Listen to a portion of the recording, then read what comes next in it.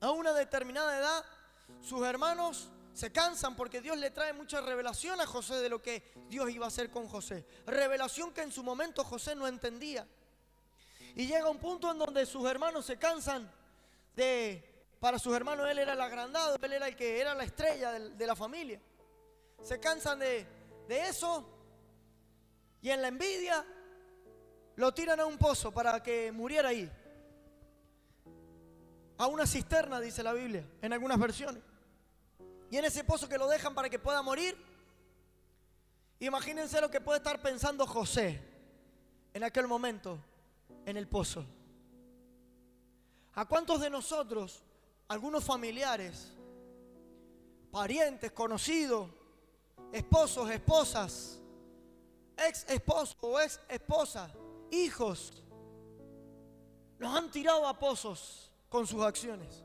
Nos han tirado a cisternas con sus acciones, con lo que han dicho, con lo que han hablado de mí. Pero quiero continuar. En eso se ponen de acuerdo entre los hermanos y dicen, vamos a hacer una cosa. Y ahí interviene un poco Rubén y dice, no lo vamos a dejar morir. Vamos a hacer lo siguiente, lo vamos a sacar y lo vamos a vender a esta compañía que viene. Gente en aquella época se vendía como esclavo, la gente.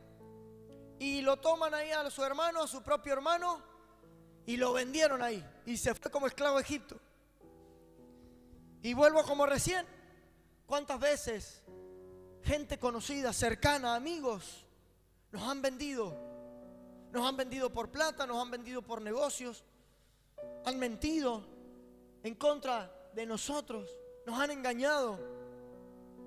De una o de otra manera vendieron nuestra amistad, como le pasó a José en esta historia. Y José llega a Egipto. Y se lo estoy contando porque son muchos versículos. Arranca aproximadamente desde Génesis del 37, capítulo 37, 38, 39, todo lo que le estoy contando. Y cuando José llega a Egipto, es vendido.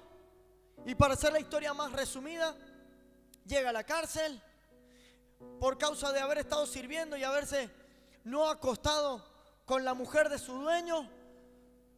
Llega a la cárcel, en la cárcel se vuelve medio jefe, trae algunas revelaciones de algunos sueños a algunos prisioneros que estaban ahí, que en algún momento fueron mano derecha del faraón.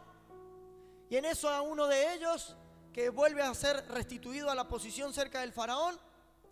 El faraón tiene un sueño en aquella época y ninguno de los que interpretaban sueños en aquel tiempo lo podían interpretar.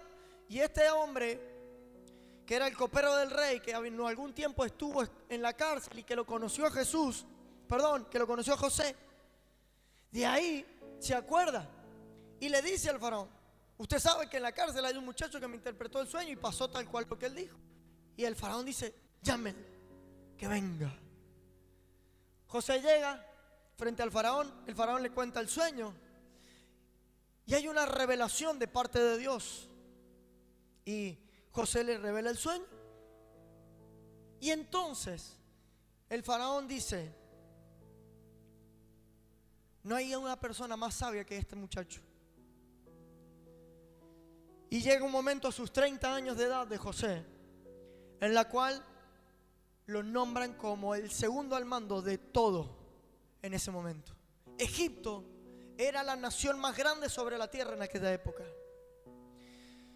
Y justamente aludiendo a la revelación del sueño, iban a venir 7 años de prosperidad y 7 años de vacas flacas, como lo tenía el sueño. Y lo que sucede es que dice, había que nombrar un administrador, un buen administrador para que supiera administrar durante los 7 años buenos para tener para los 7 años malos. Y en eso dice, no veo otro mejor administrador, dice el faraón, que José.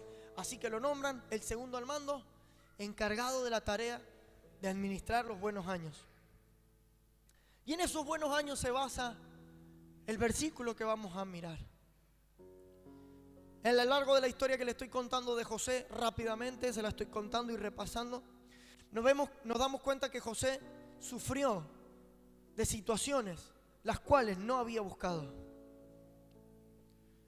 Y tranquilamente se podría haber quedado José con ese odio en sus padres, con su hermano, con ese odio hacia la gente que lo metió en la cárcel, con odios contra sus dueños en algún momento porque él fue esclavo, contra sus compañeros que eran esclavos para con él.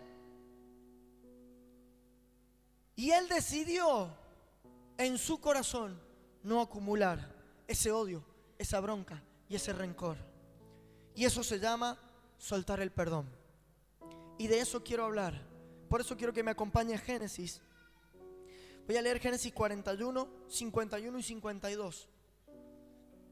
En Génesis 41 ya, como yo le mencioné, José ya era el segundo al mando, a tal punto que se había casado y todo con una mujer egipcia.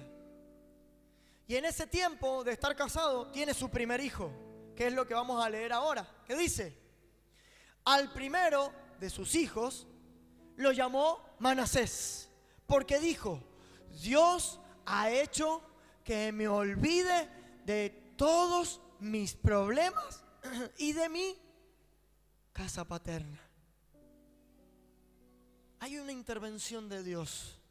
Y este primer punto en el perdón lo voy a nombrar como: tenemos que hacer que en nuestras vidas nazca un Manasés.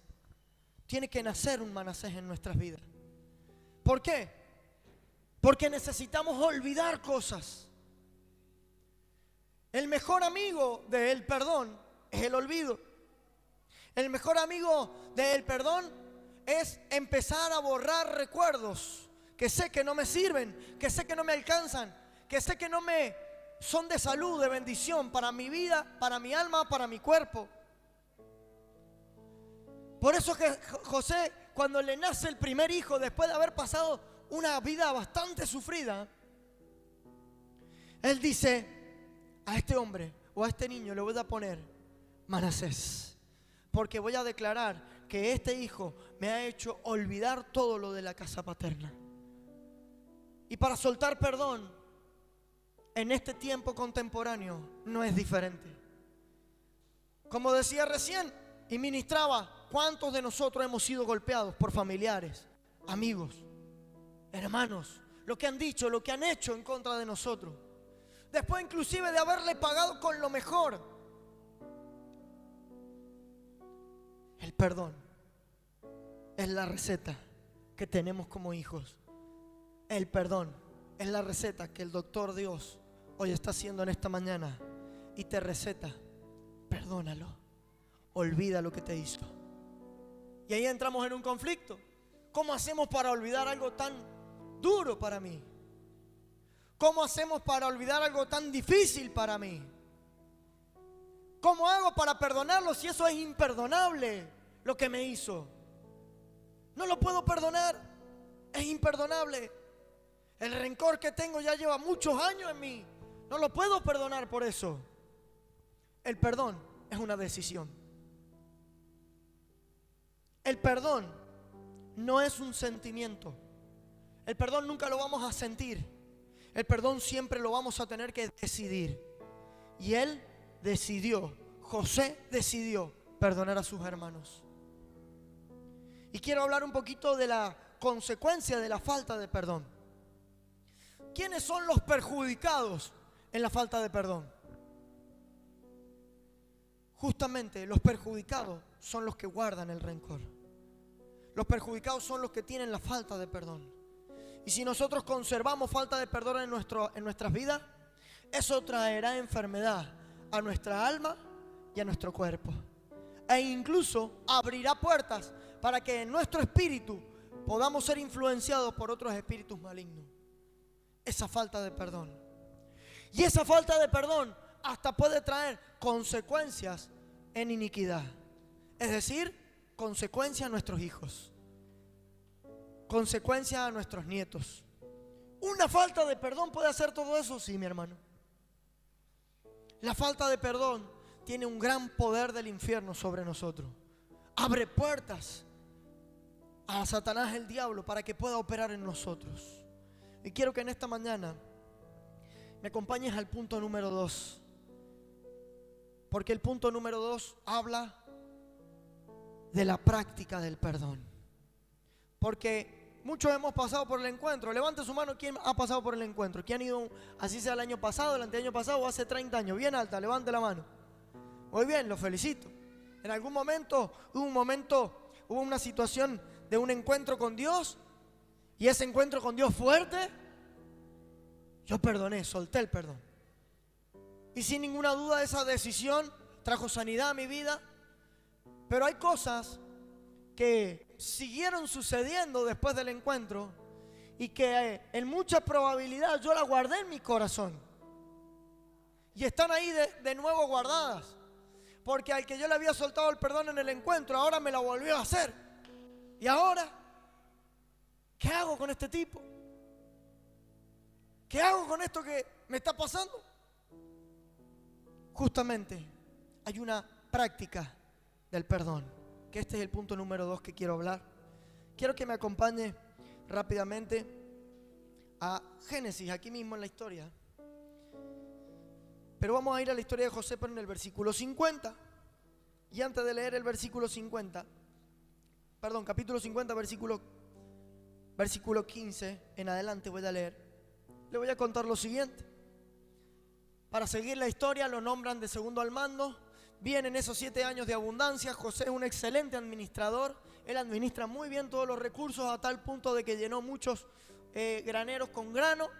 Lo cual empiezan los 7 años de hambre. Cuando empiezan los 7 años de hambre, ahí empezó el ayayay de toda la tierra.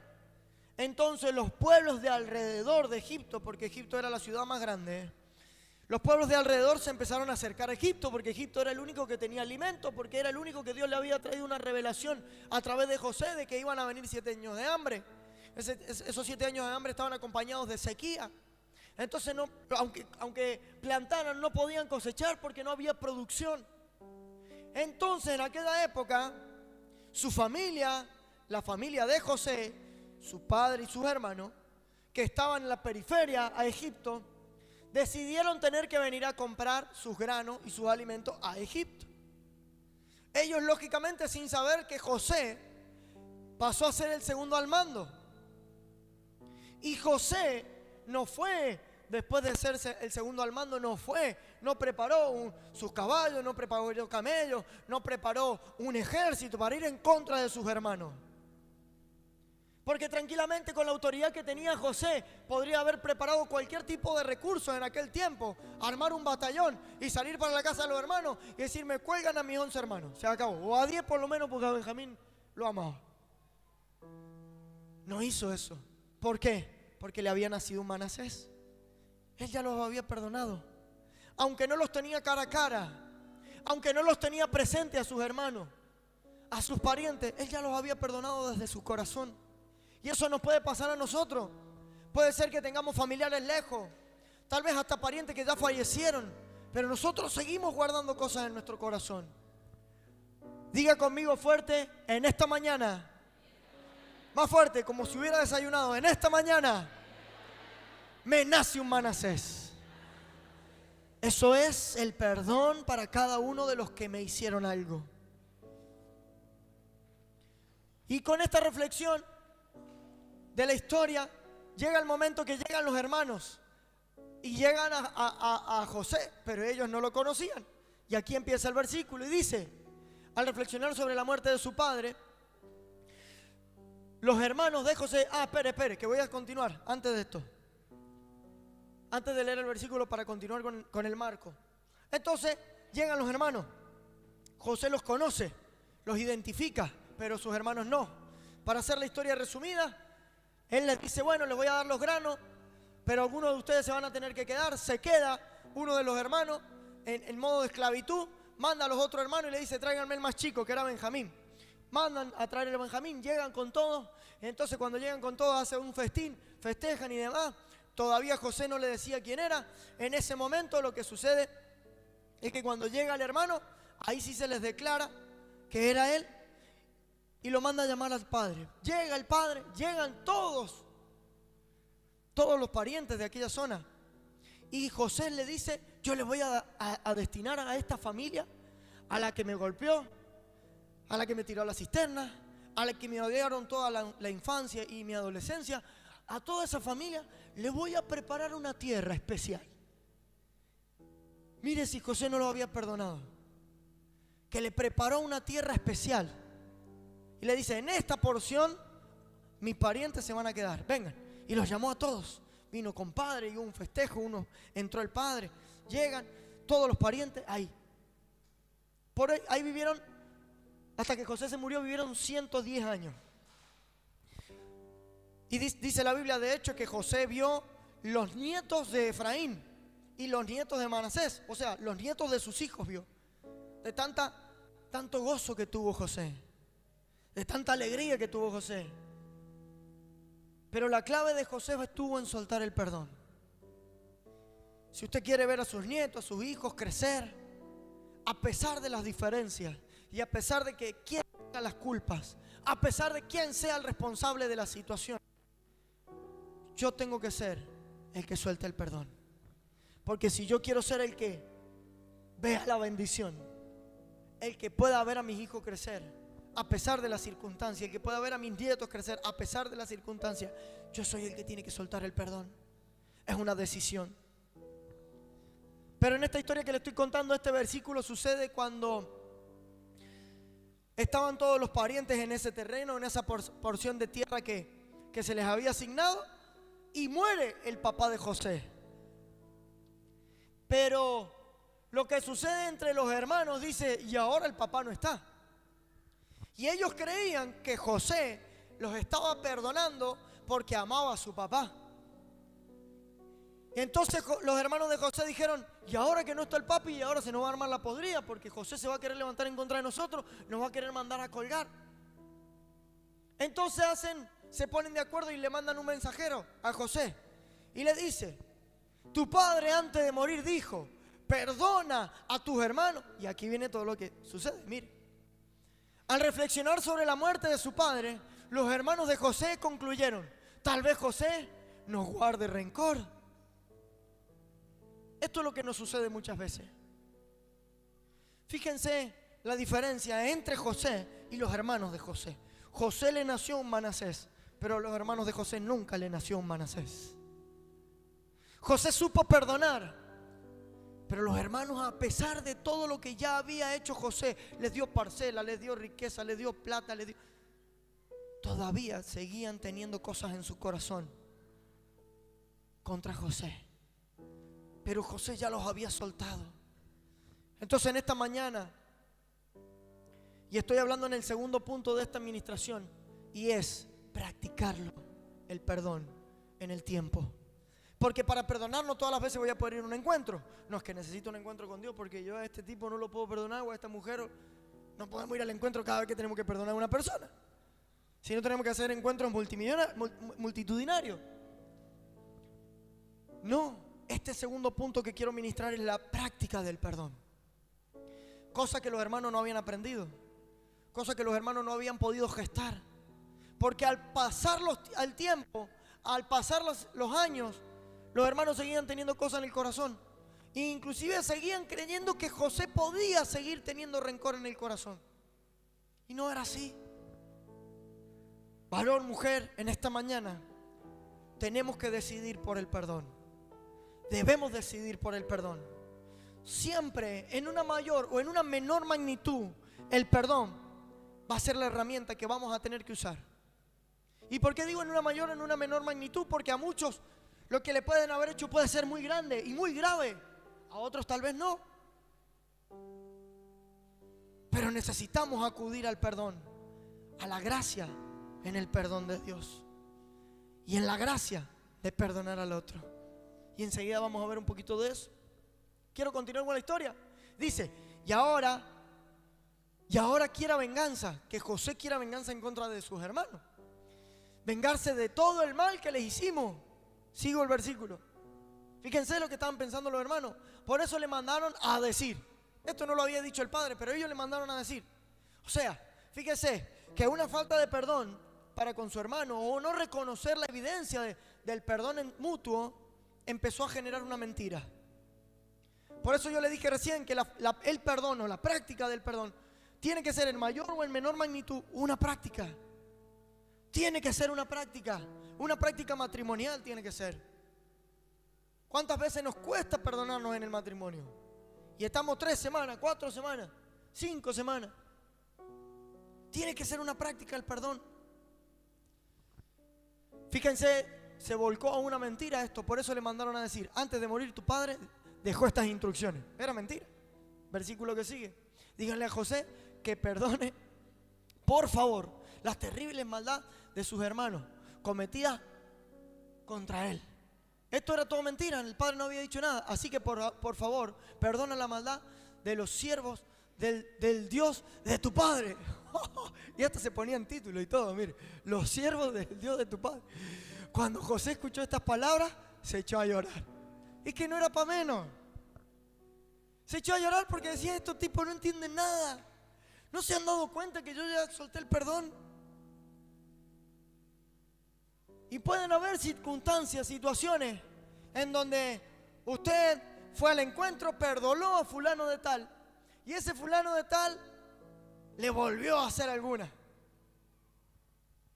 Pero cuando usted ha perdonado, cuando usted ya lo soltó, cuando usted ya ha declarado el perdón, no nos queda otra que echarnos a llorar y decir: Señor, yo ya lo perdoné.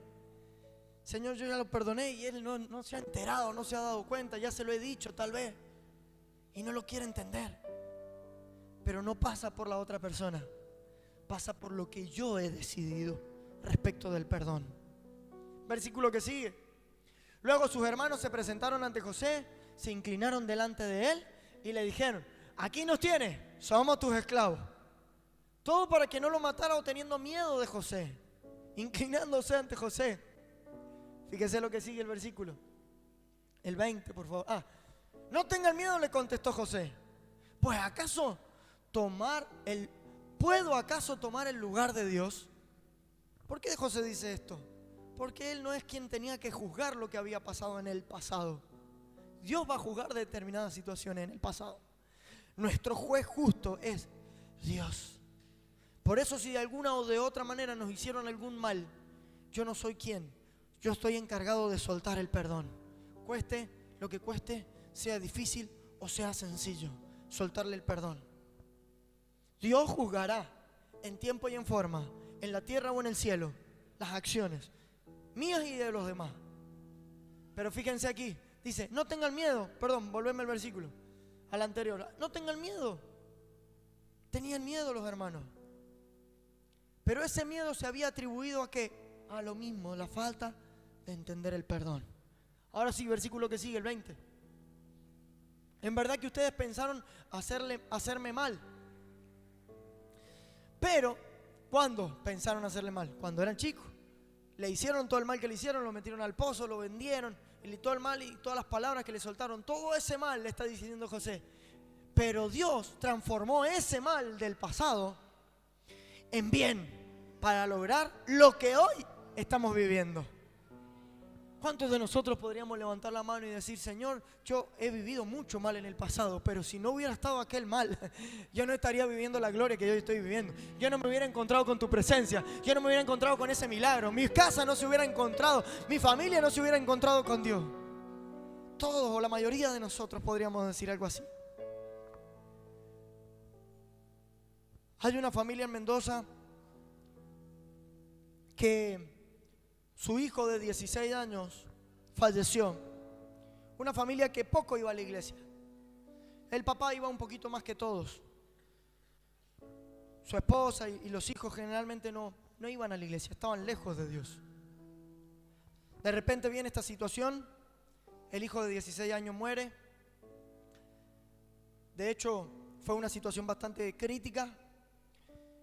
Y cuando el padre de esa familia es bastante amigo mío, trabajamos en varias tareas de construcción juntos.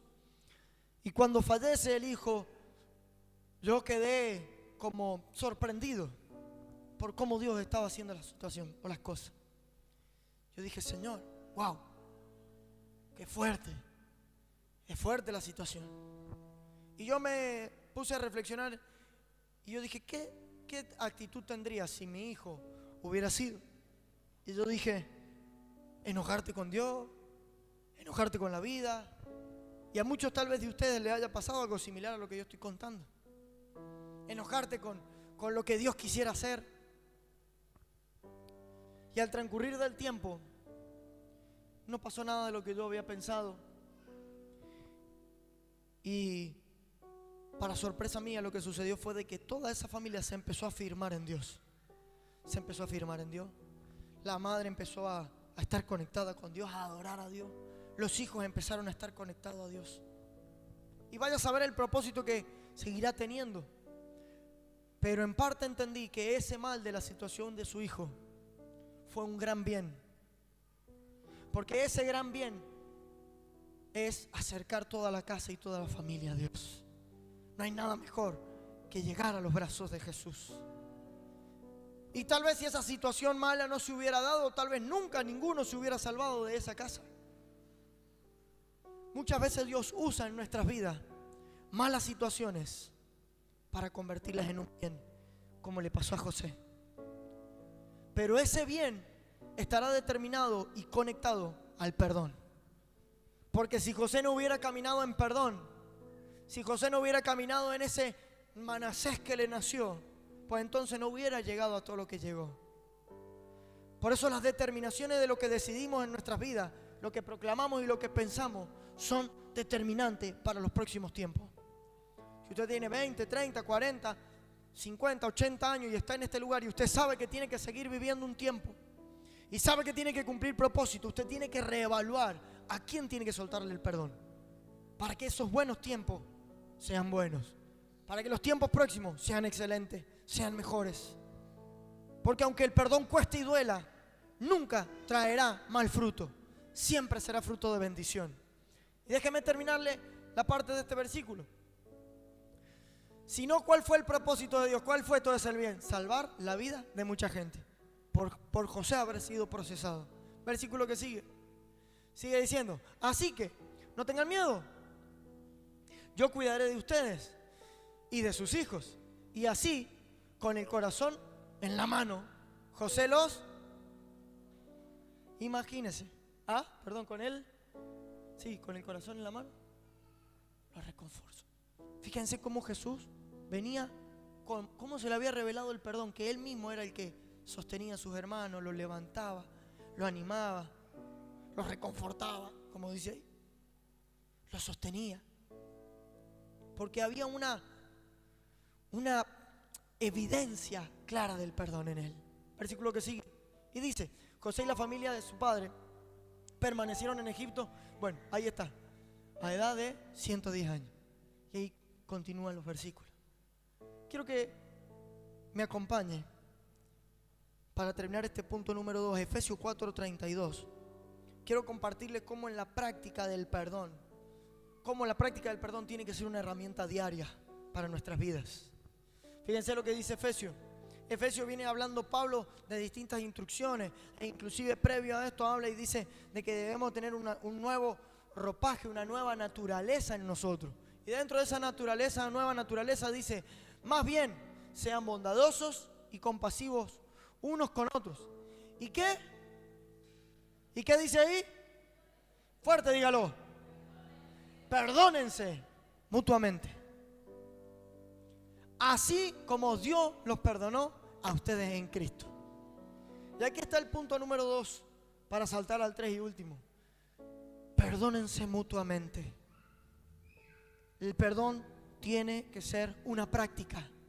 El perdón, diga conmigo, el perdón tiene que ser una... Debemos de practicarlo el perdón. Si no practicamos el perdón, iremos entrando en diferentes cárceles, en las distintas áreas, y no podemos avanzar, no podremos cumplir el objetivo. Y en esto, el perdón tiene que ser algo común, normal, cotidiano. Y esta mañana cuando me levanté, dije, bueno, Señor, ¿qué me pongo? Y en eso me pongo el pantalón, la zapatilla, y estaba buscando alguna camisa para ponerme, y me siento inquietado que no me pusieron una camisa. Bueno, me fui y me puse una remera como la que tengo ahora. De hecho, es la primera vez en mi vida que yo predico de remera. Nunca predicó con remera. Y bueno, yo me puse la remera y me fui a repasar la palabra que el Señor me había dado. Y en eso que estaba repasando la palabra, el Señor me habló esto y me ministró. El perdón tiene que ser algo común. Tiene que ser algo normal. Y ahí el Espíritu me trajo reflexión de por qué me había vestido así. Estoy bastante común. A mí me gusta, para honrar a Dios, cuando vengo a la casa del Señor, me gusta tratar de ponerme lo mejor que tengo. O dentro de lo mucho que tengo, lo mejor que pueda venir a la casa del Señor para honrar a Dios. Es un encuentro con el dueño del universo. Usted, si tuviera un encuentro con el presidente, ¿no se vestiría bien? Imagínese con el dueño del universo. Pero Dios tiene estas cosas que nos ministran también a los siervos, a los pastores. Y cuando ministraba en esta palabra y yo reflexionaba, dije: Señor, ¿en qué tengo que aplicar? ¿En qué algo común tengo que aplicar el perdón? ¿En dónde está lo simple en donde tengo que aplicar el perdón? Y eso es lo que quiere ministrar el Espíritu Santo en esta mañana. ¿En qué es lo común, lo normal, lo simple que tenemos que ministrar el perdón? Que tenemos que aplicar el perdón. Que tenemos que hacer trabajar el perdón. Cierre sus ojos unos segunditos. Mira, cierre sus ojos y póngase de pie, porque ya voy a ir terminando. Con sus ojos cerrados reflexione en qué de lo normal, de lo común, de lo cotidiano tiene que aplicar el perdón. ¿A quiénes tiene que aplicar el perdón? ¿A quiénes tiene que aplicar el perdón?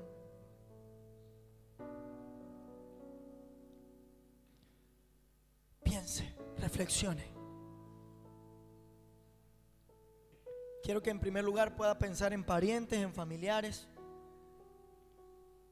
que tiene que soltar el perdón. Aún inclusive gente que aún cree que uno le tiene odio, bronca, rencor. Piense. La última porción de este versículo, con sus ojos cerrados le voy a ministrar, dice: perdónense mutuamente, así como Dios los perdonó a ustedes en Cristo. La única manera de perdonar a otro es recibiendo el perdón de Dios.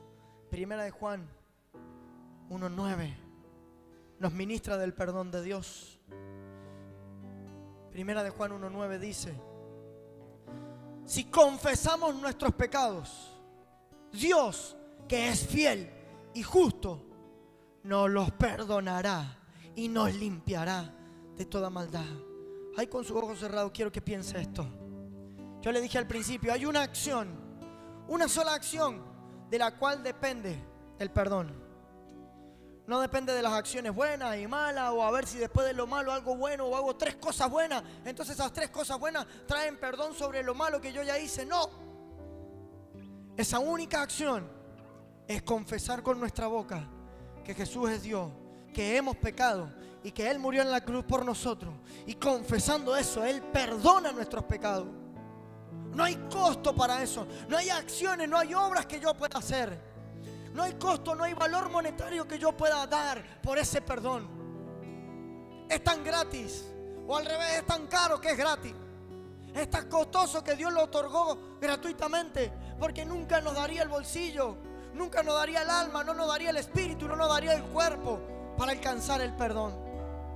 Y si Dios omnipotente, todopoderoso, viéndome con todos los errores, por gracia suelta su perdón, ¿por qué yo no, hombre racional, pecador, con errores, no voy a perdonar a otro que también ha cometido error contra mí o falta?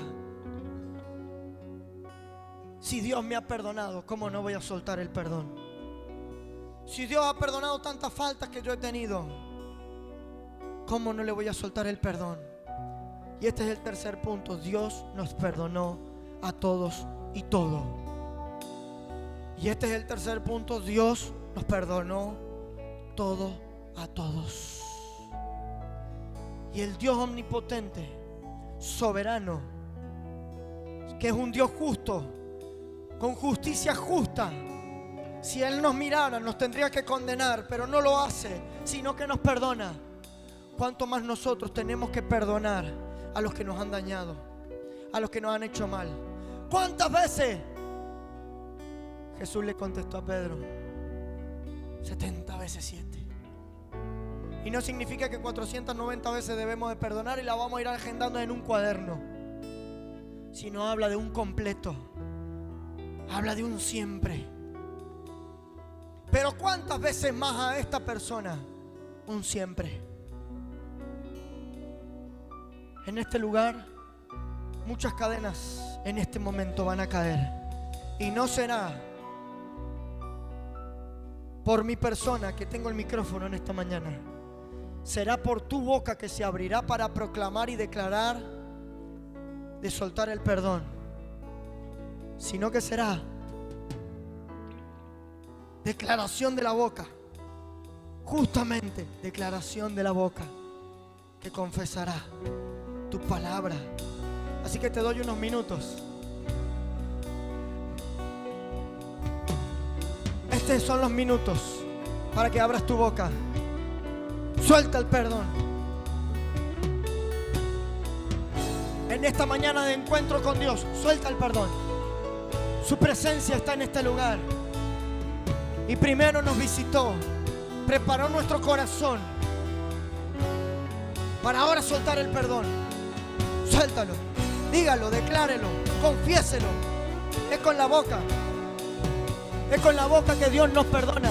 Y es con la boca como soltamos el perdón a otro. Suéltelo, suéltelo, suéltelo, suéltelo. Declárelo. Perdono a fulano. Nómbrelo con apellido, con nombre. Yo lo perdono. Lo perdono por esto. Lo perdono por aquello. Suéltelo, suéltelo, suéltelo. Ahí desde su lugar, desde su silla, suéltelo. Dios lo está visitando allí. Dios lo está ministrando. Suéltelo el perdón a su padre, a su madre. Aunque le haya soltado el perdón en el encuentro, el Espíritu Santo me ministra que han habido cosas que han vuelto a suceder con esa persona y que hoy tienes que volver a soltar el perdón, porque en ninguna cárcel de esclavitud te podrá el diablo meter, porque hoy estás confesando. Hoy suelta el perdón. Declárelo. Si es tu esposo, si es tu esposa, si es tu padre, si es tu madre, declárelo. Suelto el perdón en el nombre de Jesús. Suelto a esa persona. Me hago libre en esta acción. Declárelo. Soy libre de la falta de perdón. Soy sano en esta declaración. Mi cuerpo, mi alma, mi espíritu. Hoy tengo libertad. En el nombre de Jesús. Declárelo, vamos. Declárelo con su boca. Este es el momento. Suéltelo. Dígalo una vez, otra vez, declárelo. Confiéselo, declárelo. Mi alma es libre de las opresiones. Mi alma es libre de la falta de perdón. Lo declaro, suelto a personas. Si fue un amigo, declara el nombre de ese amigo una vez más. Señor, lo perdono por lo que hizo. Si fue alguien que te engañó, si fue alguien que montaste un negocio, que pusiste en sociedad algo y ese alguien te engañó, hoy suéltale el perdón. Hazte libre. Si fueron algunos nietos que como abuela, como abuelo le diste todo y te devolvieron con mal, suéltale el perdón. Suéltale el perdón. Suéltale el perdón. Si fueron tus hijos, suéltale el perdón.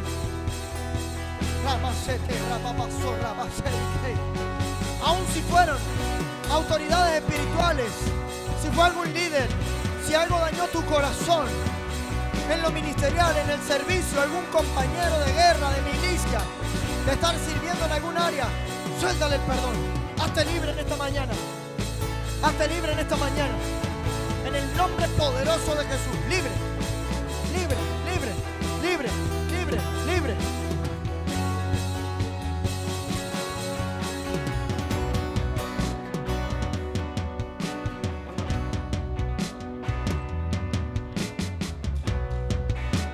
En el nombre de Jesús hay libertad, hay libertad, hay libertad, hay libertad, hay libertad, hay libertad.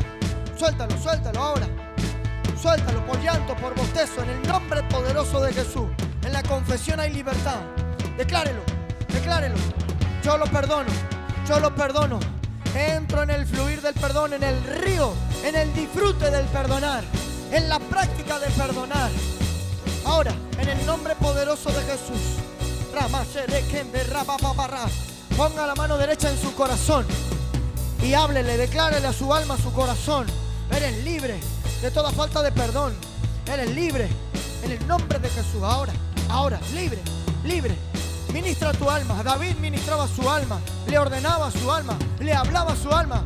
Hoy, háblele a tu interior, declárele la libertad y proclame tu libertad sobre tu espíritu, sobre tu alma, sobre tu corazón. Ese centro de los pensamientos que hoy te está trabajando para mal.